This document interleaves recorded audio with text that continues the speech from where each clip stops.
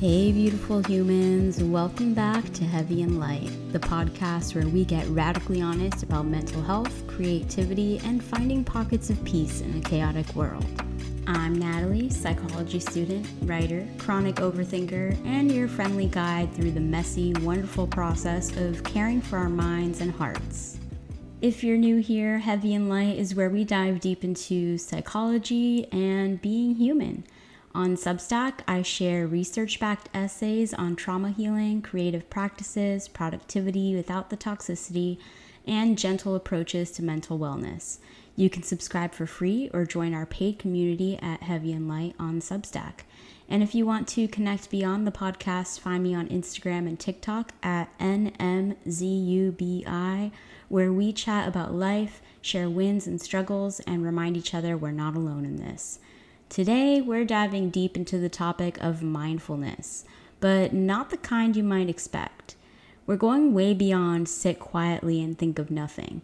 We're exploring what mindfulness actually is, why it literally rewires your brain for resilience, my own messy journey with the practice, and some creative approaches that might work even if traditional meditation makes you want to run away screaming. Later, we'll unpack the foundations, dive deep into the neuroscience, and start building your personalized mindfulness toolkit. We will get into advanced practices, troubleshooting common roadblocks, and creating sustainable routines that actually stick. So grab your coffee, tea, or whatever brings you comfort, and let's explore how mindfulness can become your secret weapon for navigating stress, anxiety, and the beautiful chaos of being alive. So, what is mindfulness really? Let's start with the basics because I think mindfulness gets thrown around so casually that we've kind of lost track of what it actually means. At its core, mindfulness is a cognitive skill that involves tuning into your thoughts, feelings, body sensations, and surroundings without judgment. It's about paying attention on purpose in the present moment. That definition comes from Jon Kabat-Zinn, and it's stuck because it captures something both simple and revolutionary. But here's what I wish someone had told me when I first heard about mindfulness. It's not about emptying your mind or achieving some Zen-like state of permanent calm. It's about awareness. It's about noticing what's happening in your inner world and your environment and meeting it with curiosity rather than criticism. When I first tried mindfulness, I thought I was failing because my mind kept wandering. I'd sit there trying to focus on my breath, and suddenly I'd be planning my grocery list, replaying an awkward conversation from 3 days ago, or spiraling about some deadline. I thought mindfulness meant having a quiet mind, but that's not it at all. The practice isn't about stopping thoughts. It's about noticing when your mind has wandered and gently bringing your attention back. Every time you notice and return, that's mindfulness. That's the practice. The wandering isn't a bug, it's a feature. It's how you build your attention muscle. I want to try something. Let's pause for reflection. Are you listening right now? Can you notice what's happening in your body? Are your shoulders tense? Is your jaw clenched? Are you holding your breath? Just notice without trying to change anything. That's mindfulness in action. So let me share how I actually discovered mindfulness because it wasn't in some peaceful meditation retreat or wellness blog. It was in my kitchen having a complete breakdown over spilled iced coffee. I was in my 20s, drowning in the pressure of being productive, perfect, and perpetually busy. My nervous system was constantly activated, always planning the next thing, worrying about the last thing, never quite present for the current thing. I thought anxiety was just my personality. One morning, I was rushing to get out the door with my travel mug of iced coffee. I knocked it over and coffee went everywhere, on my laptop, my notes, my clean clothes, and I just lost it. Full ugly crying over a spilled drink. But it wasn't really about the coffee, it was about feeling like I couldn't handle the smallest disruption without falling apart. I remember a TikTok introduced me to this thing called box breathing to me a few weeks earlier. 4 counts in, hold for 4, 4 counts out, hold for 4. In that moment of complete overwhelm, I tried it. I closed my eyes, put my hand on my chest, and just breathed. 4 in, hold, 4 out, hold. After maybe 2 minutes, something shifted. The panic loosened its grip. I could think clearly again. I cleaned up the coffee, changed my shirt, and actually made it to my appointment on time and feeling relatively human.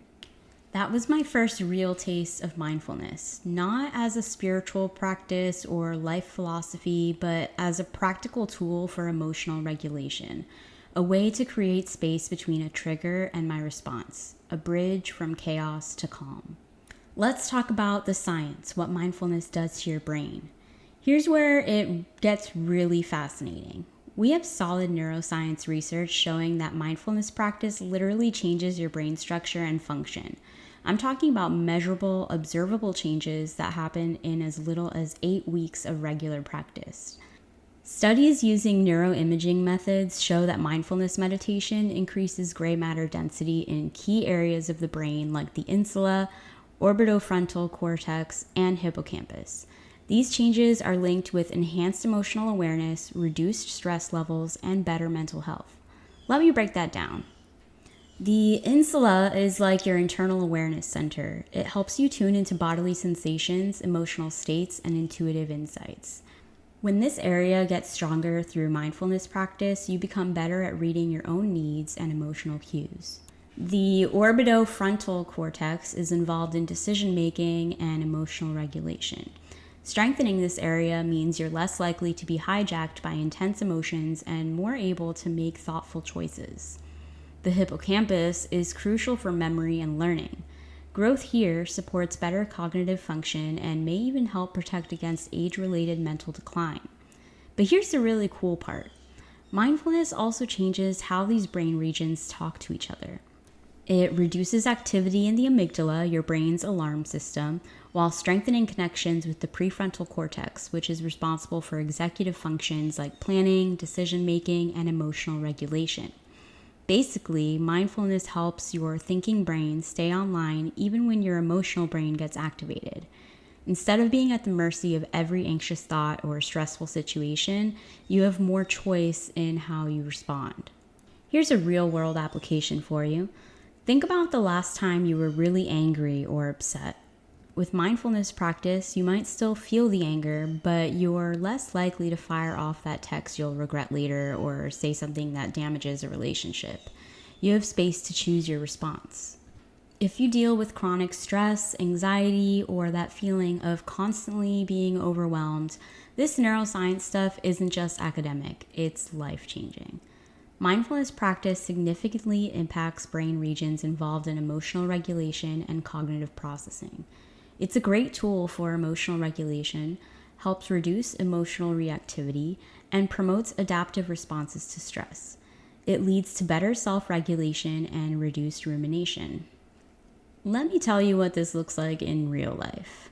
Before I had a mindfulness practice, my anxiety felt like being stuck in a washing machine of worry.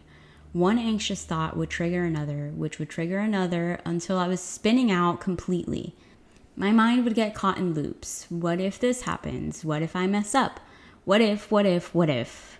Regular mindfulness practice gave me tools to interrupt those loops. I learned to recognize rumination as it was starting rather than getting swept away by it. I developed what therapists call metacognition, awareness of my own thinking patterns. And now, when I notice my mind starting to spiral, I can pause and ask, is this thinking helpful right now? Is this worry about something I can actually control? What do I need in this moment? This isn't toxic positivity or pretending everything is fine. It's about developing a healthier relationship with difficult emotions and anxious thoughts. They can be there, but they don't have to run the show. Let's take a quick historical detour because understanding where mindfulness comes from helps explain why it's so effective. This practice has deep roots in Buddhist and Hindu traditions, but it's gained popularity in modern psychology as a therapeutic technique. For thousands of years, contemplative traditions have understood something that Western science is just beginning to measure. Training the mind through meditation and mindful awareness can reduce suffering and increase well-being. In the 1970s, Jon Kabat-Zinn, I hope I'm saying that correctly, brought mindfulness into mainstream medicine through his mindfulness-based stress reduction program at the University of Massachusetts Medical Center. He worked initially with chronic pain patients who weren't getting relief from conventional treatments. And what he found was remarkable. People who learned mindfulness techniques reported significant reductions in pain, anxiety, and depression, even when their underlying condition hadn't changed. They weren't cured, but they had a different relationship with their suffering. This sparked decades of research into mindfulness-based interventions. We now have evidence-based programs for everything from anxiety and depression to ADHD, chronic pain, eating disorders, and addiction recovery. The beautiful thing is that mindfulness is both ancient wisdom and cutting-edge science. It's time-tested and research-backed. It doesn't require any particular belief system or philosophy, just willingness to pay attention to your experience with curiosity and kindness. Before we dive into practical applications, let's clear up some common misconceptions that might be keeping you from trying mindfulness. Myth number 1. Mindfulness means clearing your mind of all thoughts. Reality? Your mind is designed to think. Mindfulness is about noticing thoughts without getting caught up in them.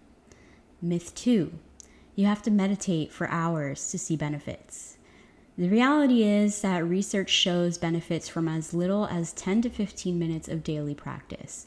Even micro moments of mindfulness throughout the day make a difference.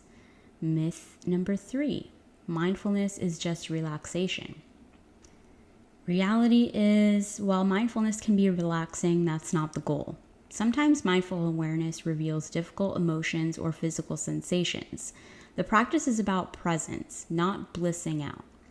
Myth number 4. If you can't sit still, mindfulness isn't for you. Reality? There are countless ways to practice mindfulness in movement, like walking, eating, or even doing chores mindfully. Myth number 5. Mindfulness is selfish or self-indulgent. Reality? When you're more regulated, present, and emotionally available, you show up better for the people you care about. I believed some of these myths for years, which kept me from really diving into the practice. Once I understood what mindfulness actually was and wasn't, everything changed. So let's get started with your first mindful moments. Meditation is a great way to develop mindfulness, but it doesn't come easily to everyone. If traditional meditation feels challenging, don't worry. I'm going to share some creative ways to cultivate mindfulness that might feel more accessible. Let's start with the most basic practice, mindful breathing. You don't need a meditation cushion or a special app. You can do this right now, wherever you are. Notice your breath as it is right now. Don't try to change it. Place one hand on your chest, one on your belly. Feel the rise and fall with each breath. When your mind wanders, and it will, gently return attention to breath. Try this for just 1 to 2 minutes to start. The magic isn't in perfect focus, it's in the return. Every time you notice your mind has wandered and bring it back to your breath, you're strengthening your mindfulness muscle. So that was a simple breathing practice. Now let's try a mindful body scan. Start at the top of your head. Slowly move your attention down through your body. Notice sensations without trying to change them. Tension, relaxation, warmth, coolness. If you find areas of stress or pain, breathe into those spaces with compassion. End at your toes, taking a moment to appreciate your whole body. This practice builds interoceptive awareness, your ability to sense what's happening inside your body. This is crucial for emotional regulation and self-care. Moving on to mindfulness in daily life. Here's where mindfulness gets really practical. You don't need to set aside separate time for formal practice, even though that's helpful too. You can weave mindfulness into activities you're already doing. So for a mindful morning routine, instead of grabbing your phone first thing, try this. Before you get out of bed, take 3 conscious breaths. Feel your body in the sheets. Notice the light in the room. Set an intention for the day, maybe just, I want to be present, or I want to be kind to myself. Another practice is mindful eating. Pick one meal or snack today to eat mindfully. Put away distractions, look at your food, notice colors, textures, smells. Take smaller bites. Chew slowly. Notice flavors and how they change. Pay attention to hunger and fullness cues. I started doing this with my morning coffee, and it completely changed my relationship with that daily ritual. Instead of mindlessly scrolling while drinking, I actually taste the coffee, feel the warmth of the mug, appreciate that first moment of the day. It's become a form of meditation for me. Now let's get into mindful walking. Whether you're walking to class, to your car, or around the block, try this. Feel your feet touching the ground with each step. Notice the rhythm of your movement. Look around, really see the colors, shapes, and textures in your environment.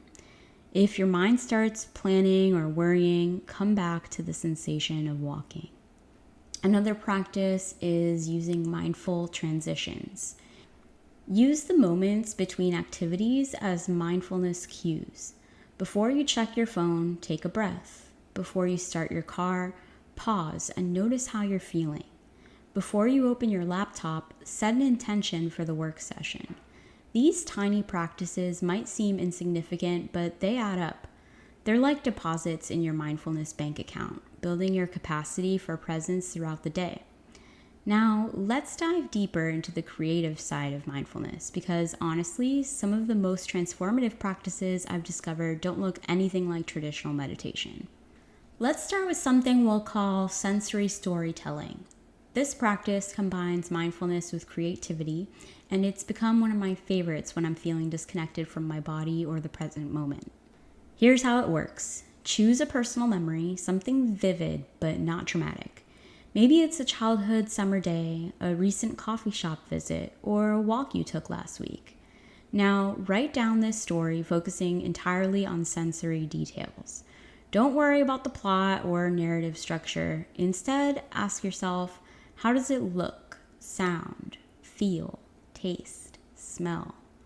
For example, instead of writing, I went to the beach, you might write, the sand was warm and gritty between my toes. The ocean sounded like constant white noise, punctuated by the sharp cries of seagulls. The salt air tasted metallic on my lips, and the sun felt like a warm blanket across my shoulders. Once you've written it, read the story aloud to yourself. Pause after each sensory detail and actually try to experience it in your imagination. Visualize the story as if it's happening right now in this present moment. This practice does something beautiful. It trains your brain to notice and encode sensory information more vividly, which enhances both your mindfulness skills and your capacity for presence. Plus, it's strengthening neural pathways related to memory, creativity, and embodied awareness. I discovered this accidentally when I was struggling with dissociation, that floating, disconnected feeling that can happen when you're overwhelmed or triggered. Traditional breathing exercises weren't working very well for me, but when I started writing and visualizing sensory-rich stories, it anchored me back into my body and the present moment. So try this. Think of your morning routine. Can you describe the sensory experience of your first sip of coffee or tea? The temperature, texture, flavor, the feeling of the warm mug in your hands. Practice bringing this level of sensory awareness to ordinary moments. This next practice might feel a little uncomfortable at first, but it's incredibly powerful for building self-awareness and self-compassion. Find a mirror. Your bathroom mirror works perfectly. Sit or stand comfortably in front of it and simply look at your reflection. Not to check your appearance or fix your hair, but to actually see yourself. Look at your facial expressions, your posture, the way you hold tension or relaxation in your features. As you do this, notice any thoughts or emotions that may arise. Maybe you immediately go to self-criticism. I look tired. I don't like my nose. I should smile more. Or maybe you feel curious, sad, appreciative, or awkward. Whatever comes up, let it be there without judgment. Here's the key part. Practice kindness and compassion toward yourself. You might say something like, "Hello, friend," or "I see you," or "You're doing your best." And here's a bonus technique I learned from Mel Robbins. Give yourself a high five in the mirror. I know it sounds cheesy, but there's actually psychology behind this. We associate high fives with celebration, encouragement, and support. When you give yourself a high five, you're literally training your brain to relate to yourself as someone worth celebrating rather than someone to criticize.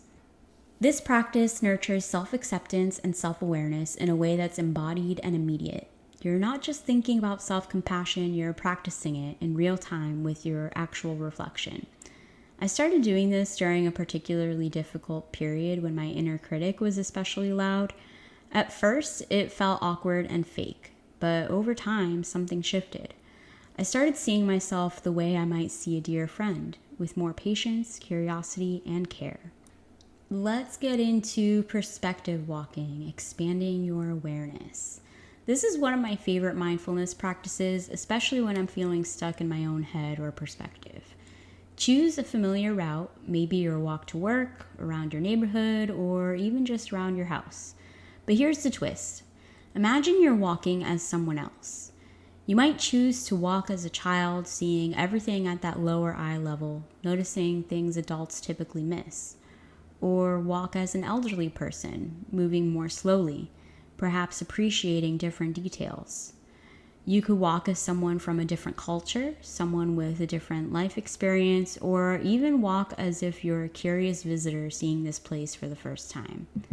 Pay attention to how this shift in perspective changes your experience of the environment. What do you notice that you usually miss? How does the pace of your walking change?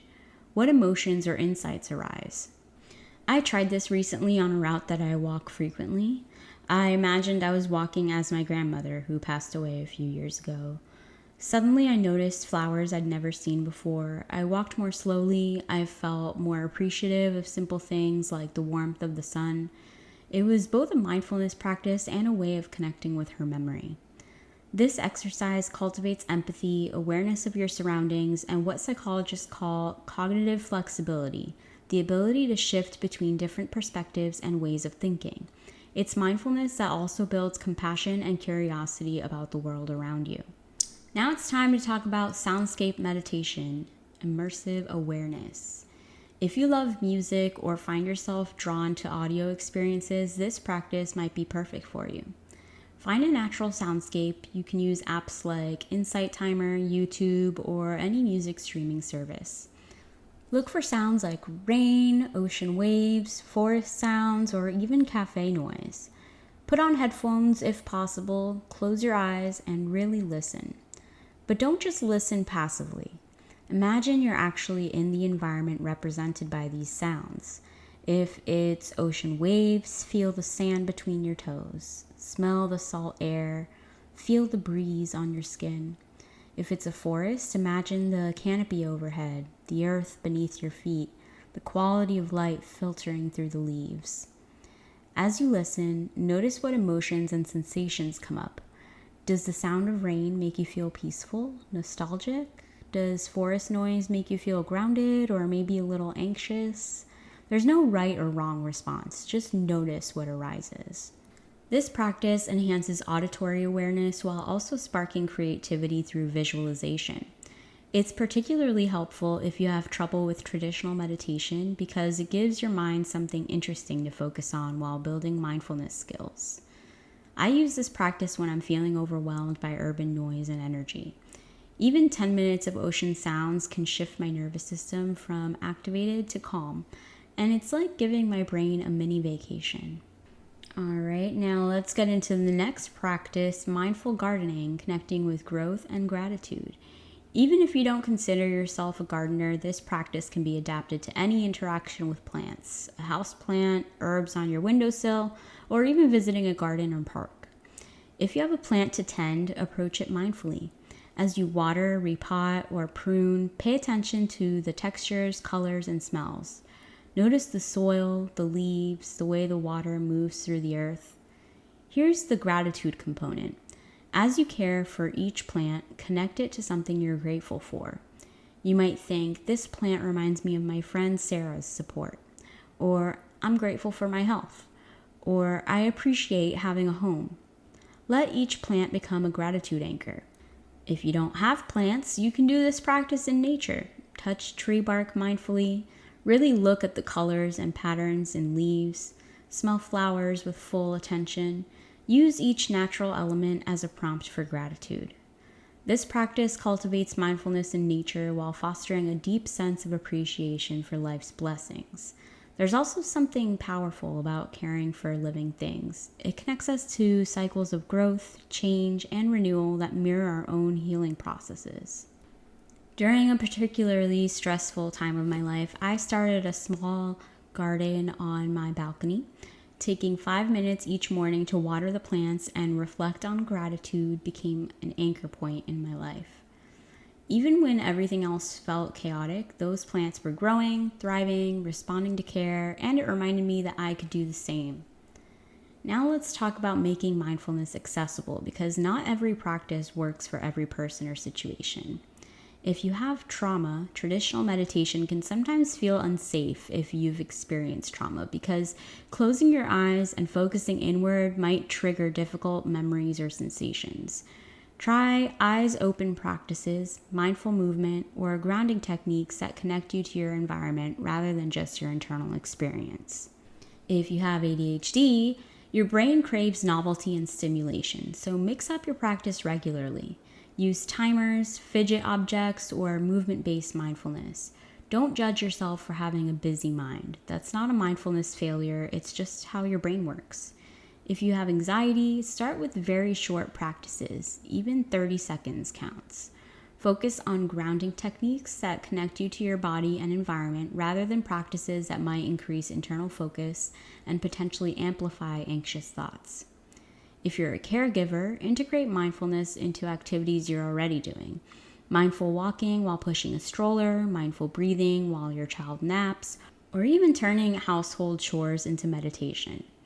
If you work irregular hours, instead of trying to meditate at the same time daily, use anchor moments, mindful transitions between activities, mindful eating, or brief mindful breathing practices whenever you have a few minutes. The key is experimentation and self-compassion. Your mindfulness practice should support your life, not add stress to it. Now, here's the reality. Consistency matters more than intensity. 5 minutes of mindfulness daily will serve you better than an hour-long practice you do once a week and then abandon. Start ridiculously small. Maybe it's 3 conscious breaths before you check your phone in the morning. Maybe it's eating 1 meal a day without distractions. Maybe it's a 30-second body scan before bed. Try stacking your habits. Attach mindfulness to something you already do consistently. Mindful breathing while your coffee brews. Gratitude practice while brushing your teeth. A brief meditation after you sit down at your desk. And track gently. Notice patterns without judgment. Maybe you naturally have more capacity for mindfulness in the morning. Maybe you're more consistent on weekdays than weekends. Use this information to design a practice that works with your natural rhythms, not against them. And expect imperfection. There will be days, maybe weeks, when you don't practice. That's not failure, that's being human. Each time you return to the practice is a victory, not a sign that you're starting over. Mindfulness can feel isolating if you're doing it entirely alone, especially when you're starting out. Consider ways to connect with others, like online communities using apps like Insight Timer that have groups and discussion forums. Reddit also has mindfulness communities. Social media has hashtags where people share their experiences, or local offerings. Many communities have meditation groups, mindfulness-based stress reduction classes, or even casual sit and chat gatherings. Or you can try the buddy system. Find a friend who's interested in exploring mindfulness and check in with each other regularly. Share what you're trying, what's working, and what's challenging. If you live with others, consider brief family mindfulness moments, a gratitude share at dinner, a few conscious breaths together before a meal, or even just modeling mindful presence in your daily interactions. I found that talking about my mindfulness practice with friends actually deepened the work. When I shared what I was learning and experiencing, It helped me process insights and stay motivated. Plus, several friends became curious and started their own practices. Now, let's be honest, mindfulness isn't always pleasant. Sometimes when you start paying attention, you start noticing things you'd rather avoid. Anxiety, sadness, physical pain, difficult memories, or just how your mind goes to worry and criticism. This is normal and actually part of the practice.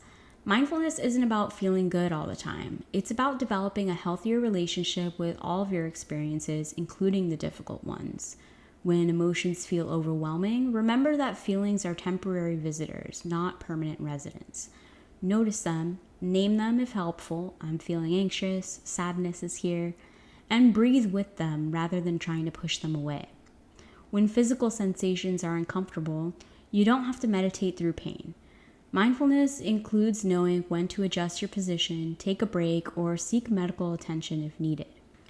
When your mind feels chaotic, this might be exactly when you need mindfulness most, but also when formal practice feels impossible.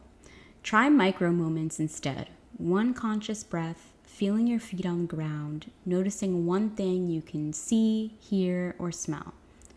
When you feel nothing, sometimes mindfulness reveals numbness or disconnection rather than vivid awareness. This is also valuable information. Gentle, consistent practice can help restore your capacity to feel and connect. If mindfulness consistently brings up trauma responses, panic, or other concerning symptoms, please consider working with a therapist trained in mindfulness-based approaches. The practice should ultimately support your well-being, not destabilize it. As we wrap up this deep dive, I want to emphasize that mindfulness isn't another item for your self-improvement to-do list. It's a way of relating to your life that can make everything else feel more manageable, meaningful, and connected. You don't need to do all of these practices. Choose one or two that resonate with you and experiment for a week or two. Notice what happens, not just during the practice, but in how you move throughout your day, how you respond to stress, and how present you feel in your relationships. Mindfulness doesn't have to be complicated.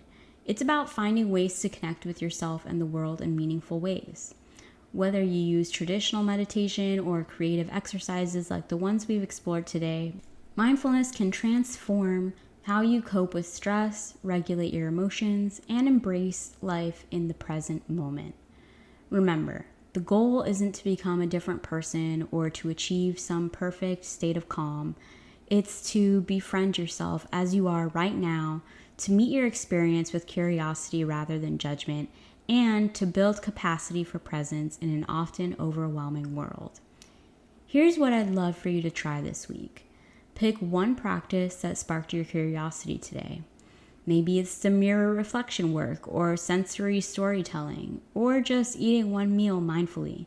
Commit to trying it for 7 days, not perfectly, just consistently. Notice what you discover. Maybe you'll find that you're more stressed than you realized or more resilient than you thought. Maybe you'll catch your inner critic in action and be able to respond with more kindness. Maybe you'll simply feel more present in small moments throughout your day. Whatever you notice is valuable data about your inner world and your relationship with mindfulness. Thank you for joining me for this extended journey into mindfulness. If you found value in this conversation, I'd be grateful if you'd subscribe to Heavy and Light on Substack, where I share weekly essays on psychology, creativity, and gentle approaches to mental wellness. You can join for free or become a paid subscriber to support this work and access our community discussions. You can also follow me, NMZubi, NMZUBI, on Instagram and TikTok, where we continue these conversations and support each other through the messy, beautiful work of being human. If you have a mindfulness practice you'd like to share, or if you try one of the techniques we discussed today, I would love to hear about it. Comment on the Substack post, send me a DM, or just share your experience with someone who might benefit from hearing it. Remember, mindfulness is a practice, not a performance. There's no perfect way to do it. No finish line to cross, no achievement to unlock. There's just this moment and your willingness to meet it with awareness and kindness. You already have everything you need to begin. Your breath, your body, your awareness. These are your mindfulness tools, always available, always ready to support you in coming home to yourself. Thank you for being here, for listening, for caring about your mental health and inner growth. Until next time, be gentle with yourself, stay curious, and keep practicing the beautiful, challenging art of being present. Have a nice day.